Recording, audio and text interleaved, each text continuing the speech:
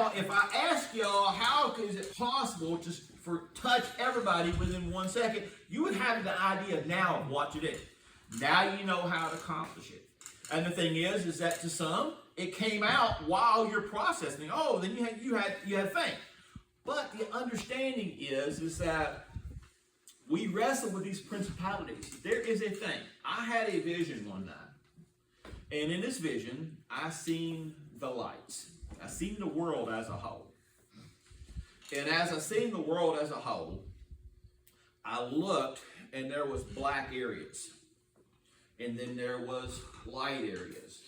There was the gray areas in between. You would see the darkness would swirl into this area. You would see the light swirl in this area. You'd see micro pockets. I mean, small little pockets of very intense light. And then you would see huge areas of just darkness. And I basically asked, what is this? And he says, this is spiritual warfare. He says, what happens is that you have what they call, isn't it funny? He says, you have these things called influencers. Yes, sir? Well, you got your hand up like you want to say something. Oh, well, what I think is that the black things, the black holes are Satan, and the white ones are God, in the middle are humans. In a way, you're right. Because ultimately, we either reflect God or we reflect Satan. We either reflect good or evil. Now, you understand when we say Satan, Satan is synonymous for evil. But yet, Satan is not evil. Let me rephrase how I'm going to say this. Satan is evil, but Satan reflects evil. Satan is a person. Evil is contagious, as is good is contagious. And so the thing is that Satan is the embodiment of evil. But yet, it's the sin of evil that Satan committed. So which one does that make sense where I'm trying to go with this? Yeah. So the thing is that what would happen is that these influencers, they would go into an area and they would start conquering. Some places the darkness was so strong it was just like complete void of everything. And as I was looking at this thing, he says, this is this battle in the heavenlies. And he says these lights are the strongest influencers, the ones that are doing something for them. When I used to, as a young man, I would go by churches. And you may have driven by an old church Yeah. that's closed. If you ever drive by an old church that's closed, for the longest time, I had felt this loneliness. Now, that was the only way I could describe it. I would feel this feeling. And AJ, I could not place this feeling. It was an emotion that I did not understand. And so I even went to my pastor, Brother Denny. I said, Brother Denny, why when I go by these old churches, do I feel? He says, then what is it that you feel? I said, I can't explain it. I can't explain to you what it is that I feel. I just know that I feel something. He couldn't give me the answer.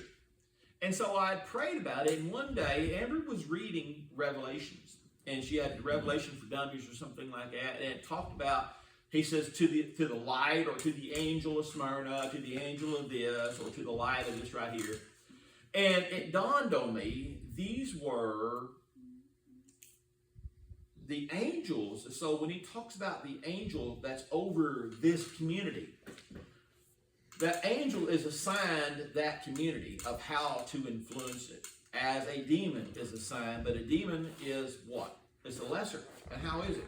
Because 2/3 of the angel, or is it 1/3 of the angel? Which one was cast out? A third. So which one is stronger? The angel. The angels. The other side of this is that when you have these angels, they were appointed. And then there are the people who are appointed that these angels directly minister to. So when you understand attacks, it's going to attack to these people who are trying to increase light. Does that make sense? They're trying to spread the light. When the church closed, if a church is functional, if a church is moving properly, it has a spirit to it. It has a theme. That through that place and that people, that they've sit in that environment and they have manifested the essence of God and they called God down. So ask yourself this question. This is fine, I understand this point. Do you know what that word is right there? Overcomer. No. Do you know what this stands for? What it stands for? Okay, so do you know what the name of our church is? New Bethel Baptist Church. What's Bethel mean? Bethel, it means, I don't know. House of God. Okay. This is Bethel. It's Bethel. Beth is house. El is Elohim. So Bethel is the house of God. This is our refuge. This is where we've invited God into this place. It's called New Bethel because we're wanting what? We have started a new outreach. When a church dies or when a church is split, and the church usually dies because it was attacked through spiritual warfare. They didn't study spiritual warfare. They didn't try to understand spiritual warfare. And so the church was lost. When that church lost, the darkness comes. The darkness has prevailed in that area. Now that area, that light has gone out, or it's dimmed to so low that it's just nothing anymore. And it's gone black. The enemy is constantly seeking whom he may devour. What he's talking about is whose light he can dim, whom he can pull into this thing. And yet we are sitting there, and this is this battle. And the more that they can influence the darkness, make the darkness appealing, the more that they can draw in. The darkness is always appealing because it serves what, Ashton? Your will. The darkness tells you you can have anything you want. And you can be anything you want to be. That's why in public schools it's so inclusive now, because we've created this society of inclusiveness, which means that your will can even supersede that of your nature. Your will. Army says, be a what? All you can be. Not all you can be, but it's really the motive is be all that you want to be.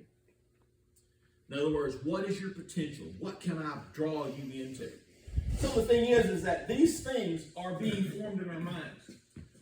When we talk about being an overcomer, what are we overcoming? We're trying to overcome the barriers between us and God. Now, is it a barrier between us and God, Axton? Or us and God, what God wants us to be? Or is there even a barrier between us and God? Why would there be a barrier between us and God? I don't know. Do you think God created barriers between us and Him? That's what God wanted? Wasn't by His intention, was it? What happened, Kai? They was thrown out of a walled city, were they not? And did you notice they had to pass through something, didn't they? The veil. What did they have to pass through? Was it the veil? Through the veil. They had to pass through the gate. Because when they passed through the gate, there were what? Two angels standing there, and they're saying, you can't come back through this thing. What were the angels? Do you think that the angels really wanted to keep them out? Or do you think the angels represented something greater? They were just making sure no. Huh? They were just making sure no one had sinned getting there. They represented fear. They represented fear. Because fear is one of the temptations or one of the issues that we have to overcome to get back to where God wants us to be. The enemy will come in and he'll make you afraid. To be afraid of something is to say, you got to understand, fear is directly to what it is the antithesis, which is the exact opposite. So fear is the antithesis, if I'm saying this correctly, to God. So in other words, it stands polar opposite to God. Because if you have faith in God, then how can you be afraid? If you have faith that God has got this thing handled, how can you be afraid? The only way you can be afraid if the enemy's come in, he's planted this seed of fear in you. He says, no matter what I'm going to do, I'm going to stomp on accident. So no matter when, anytime Papa comes around me, he's going to stomp on me. So at what point do you get up from this ground Or do you just continue to lay there? What if I got harder? Because David, my stomping is not effective. So I'm going to get harder. Eventually, I'm going to make him because he's not afraid of me right now. But, Artie, do me a favor. Axton won't move, so I need you to come stomp on him. Well, seriously, stomp on him. He won't move, you can stomp on him. Axton, how hard do you see his boots? Cut his ears off too. Are you going to lay there? Are you going to lay there? So why is Axton not afraid of Artie? Because I won't hurt him. Because he knows Artie. That's right. So the thing is, he's not planning his fear. But Axton, when he first came over, you was kind of like, Yes, he was like contemplating this. Oh, I can go somewhere with this. But I'm living alone. So fear is saying God cannot control this thing. Then what about anxiety? Yeah. So then why is attack from anxiety? These are areas that, because what? They are a divide. They are a divider between us. They are what? We wrestle not with flesh and blood, but with what? Powers. Fear is an authority. The spirit of fear has come upon you, and you've given it authority in your life. You've not given it the fact that you know that you can overcome it. So we take lies. We tell lies to do something. Why do we tell a lie, Axton? my mom says that one. Why do we tell lies? We tell them because we don't want to tell the truth. Because we're afraid of the truth. So if we're afraid of the truth, so what it is that these angels that stood upon the gates, because they knew. I asked Cassidy yesterday, and I was kidding with her, and she's talking about, she says, no, she says, I didn't really get in a lot of trouble when I was a kid, because I was afraid of what my daddy would do. Mickey ran his family, and she was right. Am I wrong, Emma? He had that spirit of fear planted in him.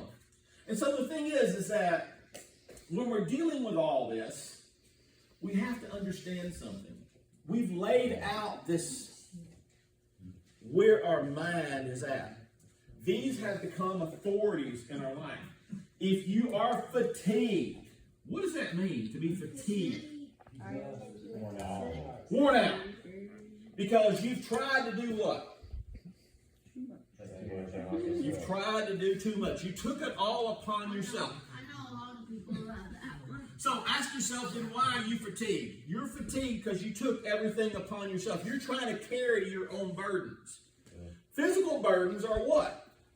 Things we carry around physically. That's not what wears us out. That's called weight training, which makes you stronger. But even as you harder you train, the more you need to rest, right? Axton, stop.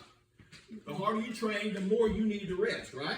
Because, Lance, if you keep breaking down muscle and you never give your muscles time to recovery, how long would you go? Not long at all. And so that's why spiritually, physically this is a symptom, but the physical symptoms are the spiritual manifestations. Because understand this thing. We are two bodies within one flesh. We have the war of where we want to be. We have this thing about us. This is this physical realm. But the physical realm, God's concerned with. He says, I desire that you prosper even as what? Your soul prospers. So in other words, there's two parts of us. The soul is symbolic of the spiritual nature of man. When the spiritual nature of man, even though he's a grown man, but yet he's spiritually reborn, what did we call us? Babes. You are therefore new babes. You're a child of Christ. So the thing is, that means that you're a small one. And you have to grow bigger, do you not? You have to grow bigger, and the stronger you get physically, that means you're devoting all your time to develop physically, but yet spiritually. You ever see anybody go to the gym and they work all upper body lengths, but they never work legs? Yeah, my dad. Yeah. And so you have these, because you're not fully grown. You're not strength. So the thing is that when we're into this, we're trying to grow, you're trying to move in this direction, because you've got this image of where you want to be, what you want to try to accomplish. But yet what you end up having is this war. Paul said there's a war going on inside of me. That I want to do, I can't. That I don't want to do, man, I can do just so easy. He's talking about spiritual warfare. He's talking about the things that, if he's got a hang up, remember there was this whole debate when Peter, the good old Jews had walked in and they seen Peter eating pork. And they were like, then Peter goes and he said, oh, I've never had none of that stuff. And God says, no. He showed him a vision, the net came down, and there was all these food. And he said these words. What did God say when he lowered the net to Peter? Eat. Huh? Don't kill and eat. There was a guy came in one time, and I had a debate because he wanted to come and talk in our church. He was from the Seventh-day Adventists, and they are traditionally vegetarians. They don't believe that a man should eat. But eat. And so this guy was up here, and he was talking to me, so I said, okay, you want to come talk to my church? That's fine. All I want in return is you come and talk in your church. Oh, no, we can't do that. I said, then how can you have your guy come to our church, but our guy can't come to your church? Well, you might teach something that's not along the lines. I said, so you think your guy's going to teach something that's not along my lines? I said, so if we're talking biblically, what difference does it make? Well, the guy didn't. He said, well, we don't believe in this, we don't believe in this. I said, so do you believe in eating meat? He says, no. I said, really? I said, when God told Peter, lowered that net down to him, he did not say, take and eat. What words did he use? Go kill and eat. Kill and eat. I said, you're kill a carrot. Boy, devour it. You can devour it. And in essence, you can debate it out that you killed it because there's no more growth.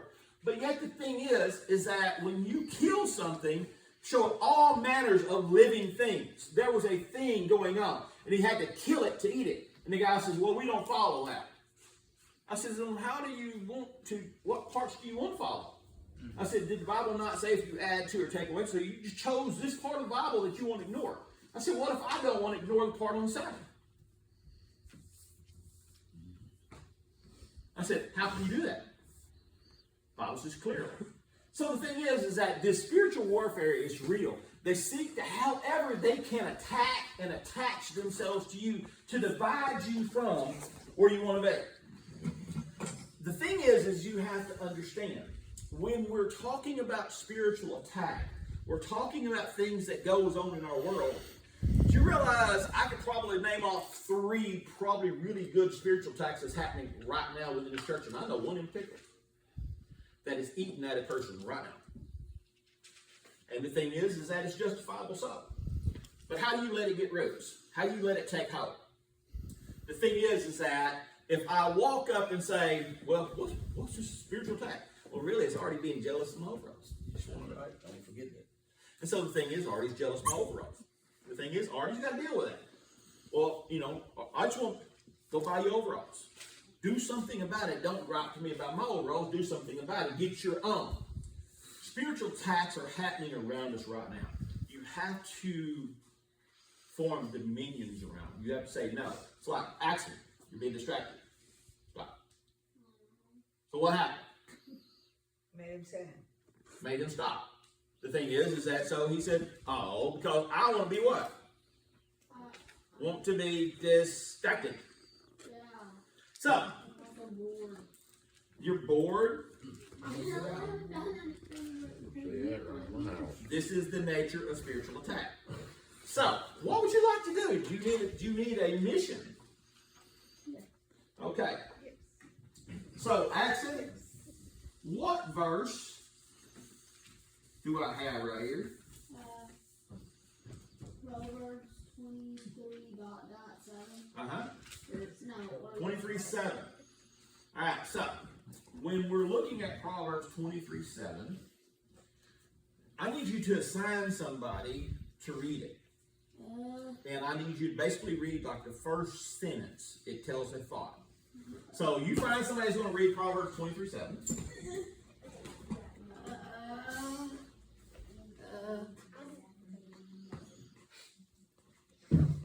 Actually, you got somebody who won't read it. Actually, if you got, okay, here's your first rule of leadership, Action. First rule of leadership. If you got somebody who's stepping up, wanting to do something, what do? Give them a chance. I always look for that person, the first person to step up. What says God-given wisdom, and so will not honor me.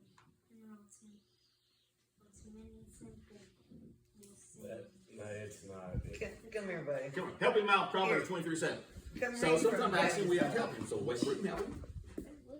So action, I need you to point out 3 people who's going to have to guess what this word is. I need you to have 3 persons. There's one word that I want everybody to focus on I within guess. this verse. Here. Billy's really good at this stuff. Anybody else? Billy. So we got Billy. I need 2 more people. You. Think of somebody else. You got Dada and Emily. Dada and Mimi, I guess. Okay? Emily. Okay, or Emily. I don't Okay. care. So try it again. You're the leader.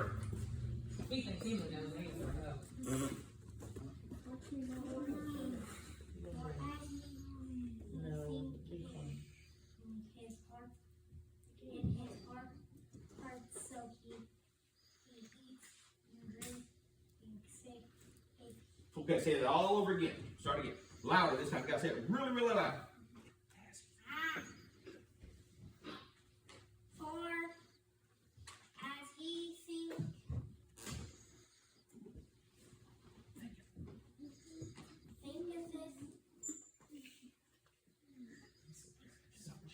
You're doing great, buddy. I know it's different. We'll say it again. Who can say that now? Somebody find it. That's hard to read, I get it. Whereas he thinketh in his heart, Read the rest of it. so is he. All right. So, actually, what that says is, as a man thinketh in his heart, so he shall be. What do you think is the word that I'm looking for that everybody should say? Thinketh. So, is that the word? You have 3 people you pointed. So, pick out one of your 3. Billy. And then if he gets it wrong, Dada, and then Mimi. I mean, Emily. Sorry, I forgot. So, what is the word? What? Uh-huh. Probably shot on. No, what is the word? You're right there, but what is the word that I'm looking for? Sophie? Oh, yeah, you're fired. Somebody give me that word. What word am I looking for? And then what was the word that I'm looking for? What is the key word in that thing? Heart? Huh? So you think heart? Okay. Anybody else? Thank you. Thanks, Emily. Think it. Absolutely right, Emily. Yeah, you win. As a man thinketh. Do y'all know what that word is?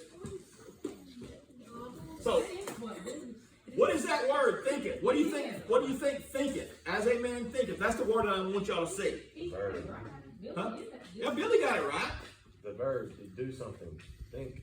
But Put things into action. if we're talking about it, but we're talking about it on a what level? We're talking about it on a physical level or a spiritual level, Ashton? Because what is the realm that is least in us? Are you more good or you're more bad? Human nature, you have more bad than you have good. Okay. So the thing is that you want to get better, right? Okay. So how do you get better? Because if here is you, here's action, and there is super action. There's something that keeps you from being that person, doesn't it? Don't eat your vegetables. It's called a wall. It's a thing that you've put up. There's some reason that's stopping you. A wall stops you from doing something, doesn't it? Yes. A wall stops you from doing something. So how do you get through this wall of something? You eat the wall. Action ends for serious. I'm gonna fire you, then you can sit down. How do you get through a wall? How do you get through a fence? I build a gate and open it, or I just go in. So we talked about the gate a while ago. We talked about the gate that we pass through. So the thing is that what if you don't have a gate? You Destroy the wall. make a gate. Oh, Is it easier to make a gate or destroy a wall? just like hammer. Depends on how you do it. Destroy the wall.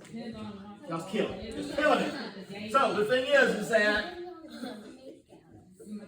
We're talking about a physical, we're talking about a spiritual world. And we've got a gateway. We've got to create a gateway. The gateway is that word that I just taught you just a while ago. As thinketh is in this form, it's called she'ar. She'ar means basically, in essence, to divide. I can tell you the full meaning. It's a gate or opening to split open, to reason out, to calculate, to reckon or estimate. Thinketh is she'ar. But the first thing is, it is a gateway. Gateway. Gateways are things that we allow to keep come in. So in other words, if I've got this fear of somebody saying something, or I've got this fear, or I've got this thing, there is a gateway that this thing comes through. Last night, I guess it's this morning, last night, I looked at Amber and I asked Amber, I said, Amber, I said, did you just say this right here? She says, no, I didn't. Well, this morning she told me, but she has before. But she said, at this moment I hear it did not. And a couple of different times I would say something and she would look. And in my mind, I've got this battle going on. She meant nothing by it. But in my mind, I've got this battle going on in my mind. And so I hear what I want to hear, don't I? Has anybody ever experienced tarot before? You know what tarot cards are? The thing is, I can assure you this. Understand something. It will always tell you what you want to hear. I'm not disagreeing with that. I'm just telling you, you got to understand something. So if you ever do these things, understand it's going to tell you exactly what you want to hear. You will always manifest it.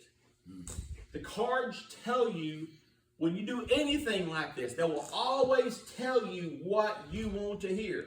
Even if they have to twist it to form what they want you to hear. So the thing is that these things are becoming gateways, and they become ways of talking to you and influencing you, to making you think things that are not there. So, is it possible that we're going through spiritual warfare, or are we just stupid? So in other words, we allowed something dominion in our life. We've allowed this thing to take hold. We want to call it spiritual warfare, but in essence, you're just really just being stupid. Being stupid is going out, spending more money, and having a fight with your wife about it, and then you're saying, well, we're under attack all the time. Well, quit spending money. Or what about this spiritual warfare that we call it, well, I'm always under attack? Are you doing what God wants you to be? Are you going that direction? If you're having these things are coming in at you, they're doing what? They're attacking you. So the thing is that how do we do these things? We have to learn how to change our thinking. Action. So you that out, then you go sit down. Now the thing is that we have to understand something. The power of manifestation is you're always going to hear what you want to hear. Spiritual attacks are the power of manifestation. So in other words, if we're coming under attack, we're going to say whatever it is. Oftentimes, though, within this spiritual attack, there's these distractions. There's these things that are happening around you. And it's like right now, we're under spiritual attack even right now because this truth is not met. It's meant to come out, but there's always distraction right now of saying, why is this thing not functioning? So ask yourself this question. Is today family day? Today is family day, right? So ask yourself this question. Who is being distracted right now? No, it's not just action. It's everybody's being distracted right now. You know why? Think about why. So here's the thing. Versus reacting and thinking, well, this is why are all these kids in here, or why are the kids doing these things? But in reality, ask ourselves what's really going on. Are we aware of what's really happening? Are we paying attention to what's really happening? It starts with leadership. If leadership can be distracted, what happens to y'all? We pile it on, we build it. So actually, come here a second. I need you to draw me something. What I'm talking about is how to regain this thing. I can either let something descend, or, first we clean all that off. please, I can let something defend, I can let something build, or every word and everything. everything. Just clean off the whole world. And I want you to think about something right now, Axon. In your mind, what emotion do you feel right now? And as soon as it hits your mind as you're erasing, what I want you to do is I want you to write it down. Axon. Okay, what did I just tell you?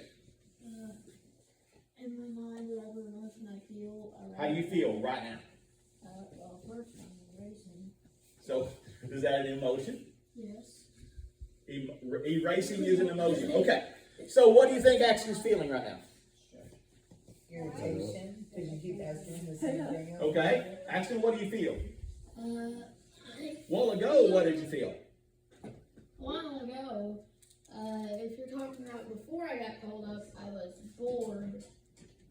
After I got called up, I was excited. I don't know which one you meant that a while. You actually answered it perfectly. You answered it perfectly. So the thing is that is this what we're going through? Is it a spiritual attack, or is it just reality? I can tell you it's reality, and I'll tell you how I know. Do you know what my eye was focused on this morning? Your garden. No, absolutely not. The baby turtle. I did a rare thing. I created notes. You know why I created notes? Because I thought it was important. I had it in my mind what was important. Where you going, boy? Oh, you still me? So, I had it in my mind, Axton, what I thought was important. And do you know what I didn't realize? What? What do you think I didn't realize? I thought what was that? Was it God's will? Or what God wanted you to say? What is today? Sunday. Family Day. Family Day. Do you realize that I did not build my lesson plan around having kids in here?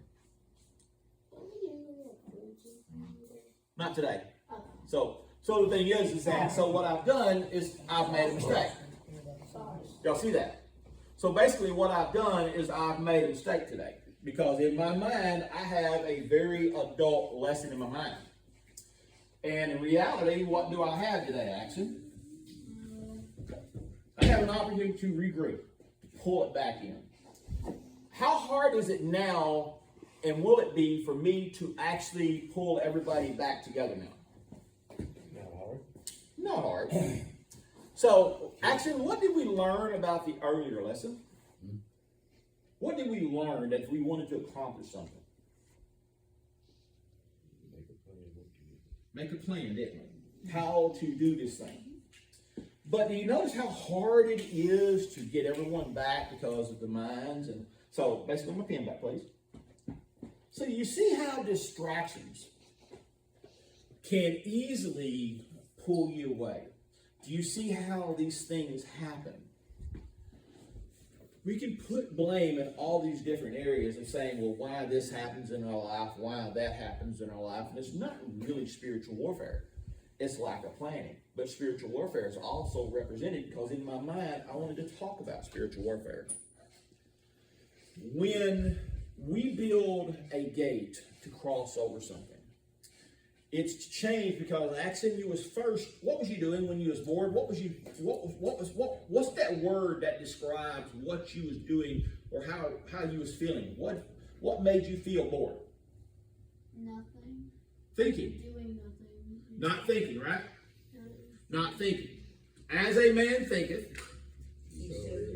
So basically, Axon, as you was thinking in your mind, you're bored like you're doing right now. What did you change? So in other words, what did he change? I had to change his thinking. So actually, would you please go back, sit back down now? So now, we understand where today went. We understand what today was going on. So now we've got to fix these things. We've got to start pulling them together. So, as a man thinketh, so he shall be. That enters into this thing of Shar or the gateway. what are you putting your mind to? What are you really putting your mind to? When we talk about spiritual warfare and we're facing spiritual warfare, what are we putting our mind upon? What do we say is happening behind this thing? And there has to be this point of transformation from the spiritual warfare to passing through it. But what is the most important thing in identifying spiritual warfare? What is the most important thing? Physical safety. In other words, let me rephrase this. What do we have to do when we face spiritual warfare? So, Axon, if on this side, if a person is constantly getting in trouble, constantly having something, if you're always getting a fight, and you're always getting in trouble in school, if you do something more than one time, you're constantly doing it, are you having spiritual warfare? In other words, is it something that's going on? Something's always in your mind? Or are you just stupid? So in other words, what I mean by that is that some people, all right, so Kai, when you was growing up, I always talked about you and Axon, you was a lot alike. Where's Axon's mind? Well, the thing is that Axon's mind goes everywhere. It ain't here. It's everywhere. If you have Axon's mind, so the thing is that these kids think about what? Your children. They think about, they've got all these thoughts in their mind. Are they, if you got a person that has ADD, what is the symptoms of ADD? Or ADHD. What is the symptoms? Focus their thoughts on one thing. They have One person at a time, Billy, somebody was talking. So, Jessica? they can't focus their thoughts on one thing, so they're thinking about like a lot of different things. Exactly. So the thing is that person, Billy, hand down, you don't answer your question. So when that person is acting out that way, are they bad, or is this a symptom of something that's within inside of them? Symptom of something going inside. Then you have people who know better, who their mind, because there's this point of where you become an adult, right? There becomes an adult, Lance. When I remember Lance, one of the things that was a common denominator when Lance was young, actually, you know what? He promised me nearly every day we got together. You know what he'd always tell me? When I grow up, I'm going to be an American soldier and you're going to get paid. You know how many times Lance wanted to beat me up coming up? Matter of fact, I remember what was the word that he called me? You was how old? Yeah, and the thing is that he and I constantly fought. We was always together. We was always going round and round and round. But as he grew, he changed. He changed. He became an adult. He grew up. Now you know what we was doing, and your mindset is completely different. Does that make sense? So when you're growing as a spiritual being, you're crossing that spiritual immaturity versus spiritual maturity. You're crossing that divide, and one is getting stronger. When you go back and you do something that's, it's like, that's stupid, because you know better. You know not to do that. So, the first point in spiritual warfare, ask yourself this question. Is it just you being you? Have you manifested this thing in your mind? Is this really what's going on?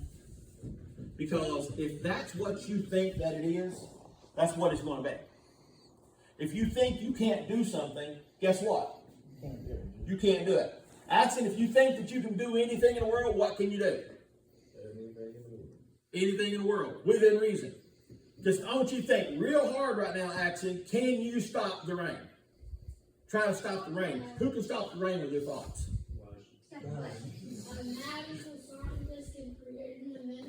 Okay, you got 5 seconds to do that. Okay, so you know that you don't have the material to do that. You don't have the technology or the capabilities or whatever. The point that I'm trying to make, there's some things you can't do. There's some things you can't do. There's some battles you can't fight. There's some things you can't control. You have to learn what you can control. You have to learn what you can't control. Spiritual things are things that you can to some degree, you can't to some degree. You've got to have this understanding of what you're doing. But yet, if you have made the mistake yourself, understand something. So basically, this whole day could have been changed differently if I'd done what? Prepared to go to the family. If I planned around family. So did you notice how this is throwing everything off in my mind? No matter what I do, I can't pull back. I can't recover this day. What do I do now? What do I do now? Huh? Make the best that you can. Makes it best to go on. Because in my mind, I build lessons plans. In our minds, we build these things that we want to do, that we want to accomplish. And if somebody pulls something into our world, it causes us this aggravation. It causes us this thing. And it always does what? It stops our growth. Huh? Great. So, that's nothing unusual. I know. Why'd you tell them? I was just going, Well, you know, at this point, all we can do now is laugh about it. So the thing is that this is spiritual warfare. This is just being stupid. This is me having black marker on my face. This is y'all actually black marker being important. So the thing is that to try to pull this together the best I can, is that when we're entering into the spiritual warfare, when we're entering into this thing, don't label it spiritual warfare until you're assured that it is spiritual warfare. Once you've looked at an issue going on in your life, once you look at this thing, you go, well, you know, it's spiritual warfare. Well, in reality, it's just me not playing. So the thing is that if you're going through troubles and trials in your life, you have to ask yourself, did I do something to deserve this? And if you've done something to deserve this, the best thing you can do is what? Is admit to it, and then you can grow, and you can go beyond this thing. Actually, if you hold on to what you did wrong forever, what happens to you? you never get a chance. You never think that you're ever going to be out of that. You never think that you're ever going to escape this thing. So what I want you to think about now is start changing your thinking. Start going through that gate. When you face a trouble, when you're facing a trial in your life, you have to see the other side of it. You have to know where you're going to go. Me today is behind. It don't make a difference what happened today. What makes a difference is how I do tomorrow, what I face. If my mind is constantly on developing as a spiritual being and going through this book that I'm starting on, because there's a place that I want to be in. But not just that, I want to bring you guys along with it. Because the thing is that I know that we're all going through the same thing. And the sooner we're equipped for this thing, the sooner we can all develop as people. We've got to understand, we're in this battle. And if you don't have to look very, very far to see where society is turning. And if we don't get a grip of what's going on around us, what are our influences, how can we be something better, how can we do something better? Where is the battleground in our life? It's in our church. This is the spiritual domain. Think about this thing. Outside of here, where do you study the Bible? So, where's the next battlefield? But why is church, I'm just going to be, now understand, the home is this. But why is it more so important, the assembling together in a church body? If somebody tells you, Emily, well, I can go to church in the woods, they're lying. Because you can't go to church in the woods. Because how can you sit there in the deer stand, or how can you sit there at the bowling alley, or how can you sit anywhere, and yet I'm thinking about God? Think about it. How's it possible? Am I wrong? This is why church is so important. This is why church. The Bible said, forsake not the assembling together. Now, did you understand something of that word, assembling? What does that mean? Come together. The putting together. So in other words, it says to forsake not the assembling together, but it also tells you, don't stop in trying to build this kingdom. Forsake not. Don't stop trying to build the kingdom. Don't stop trying to build the church. That's why the church, when I go by these old churches and they was dead, that vision had closed, and in that part of the world, actually, it got black again. The light was gone. This is the battle that we're having. We're knee-deep in this battle, but yet spiritually, we're not ready for it. Because where's our mindset? think about this thing. Let me ask you a question.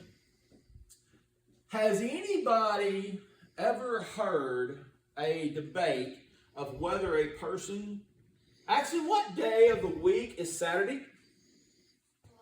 The 6th, because Sunday is the last. Saturday is the 7th day of the week. Saturday is the Sabbath. I prefer Sunday being the last day. Sunday is the first day of the week. Preferred. If you look at a calendar, Sunday is always the first day of the week. Am I wrong?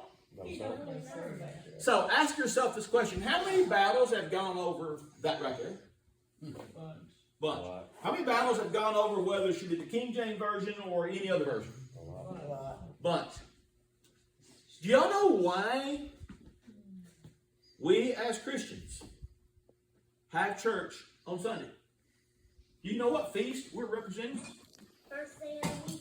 Nope. Nope, wax is Nope. wax. I know. Say it, tell us. When he gets revived. Nope. Wait, that's Sunday. There's a phrase for it. When the Jews were in captivity in Babylon. Oh. He said, I know this, Jordan.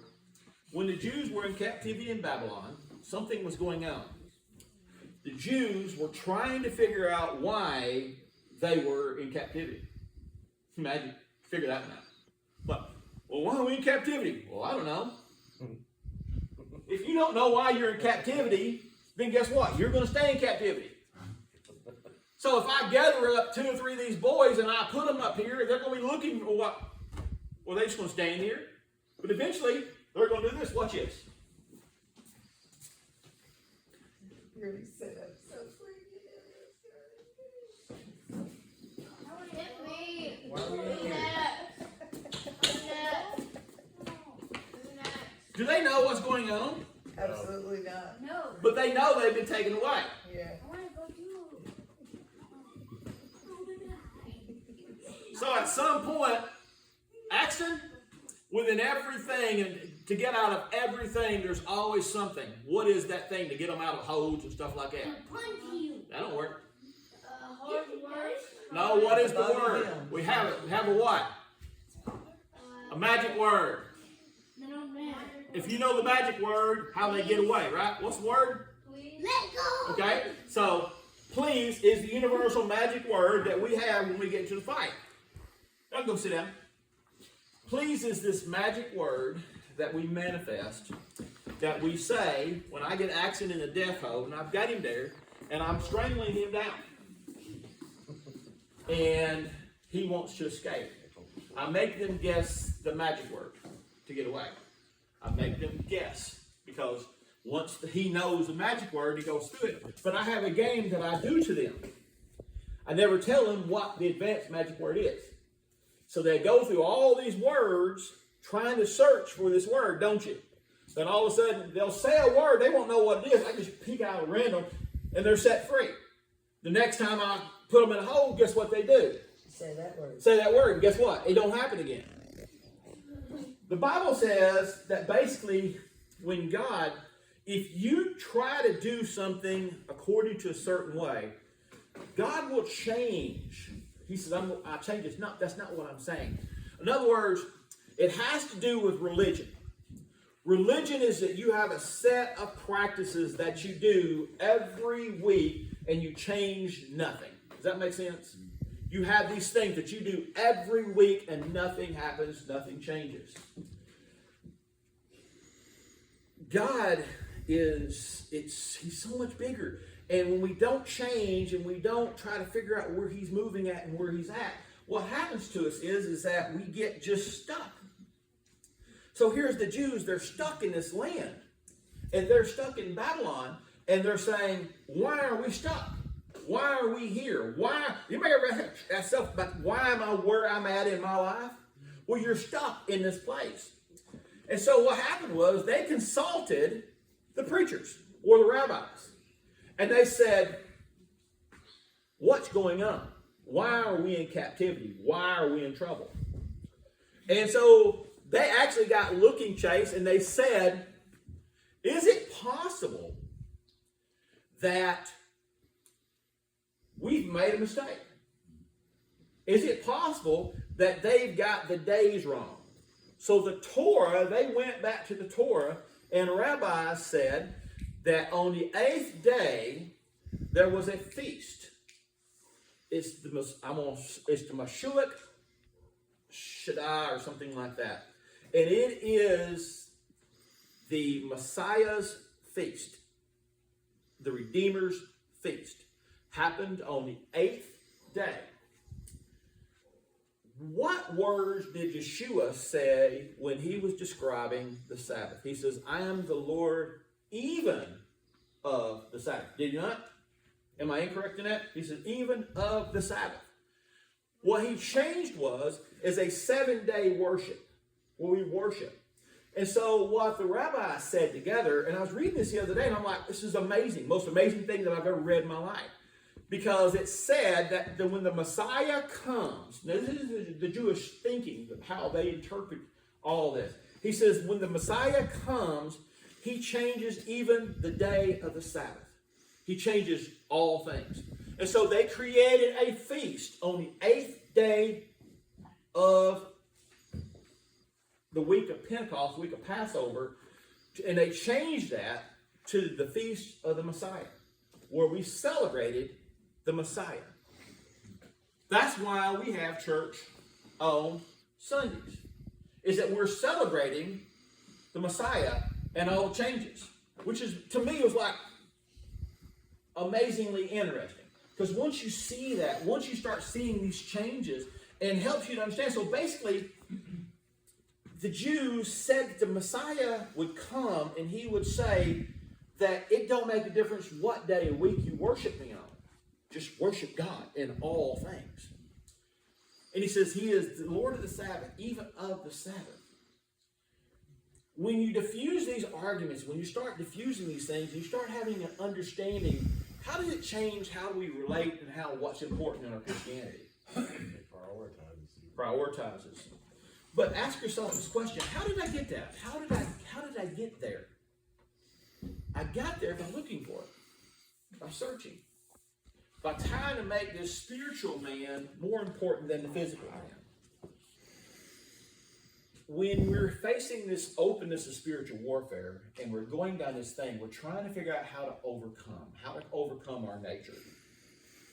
So I would encourage you to look into that book, because this is going to be the foundation of where we're going to be going as a church to deal with these battles.